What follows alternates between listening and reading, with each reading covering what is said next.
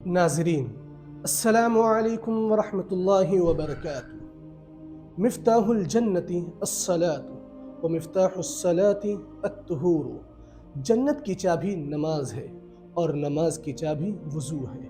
इस्लाम के अंदर 5 अहम अरकान हैं, जिनमें से एक नमाज है, और नमाज के सही होने के लिए वज़ू का सही होना ज़रूरी है। इसलिए आज हम इस एपिसोड में वज़ू करने का सही तरीक़ा सीखेंगे। हो सके तो सबसे पहले क़िबले की तरफ रुख कर लीजिए, फिर बिस्मिल्लाह पढ़ लीजिए और दोनों हाथों को गट्टों तक 3 बार धो लीजिए।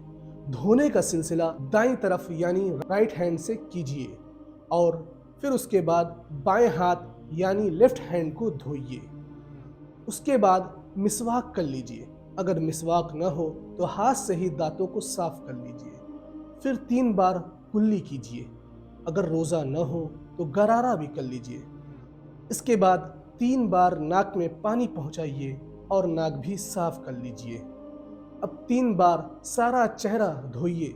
चेहरा इस तरह धोना है कि जहां से सर के बाल उगना शुरू होते हैं वहां से लेकर थोड़ी के नीचे तक, और एक कान की लौ से दूसरे कान की लौ तक हर जगह अच्छे अंदाज से पानी बह जाए।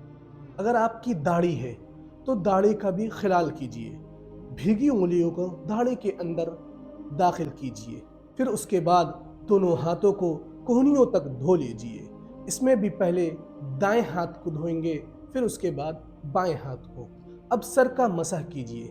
सर का मसह करने का सही तरीका ये है कि अंगूठा और कलमे की उंगलियों को छोड़कर 3 उंगलियों के सिरे एक दूसरे से मिला लीजिए और पेशानी के बाल से खींचते हुए पीछे की तरफ इस तरह ले जाइए कि हथेली टच ना हो।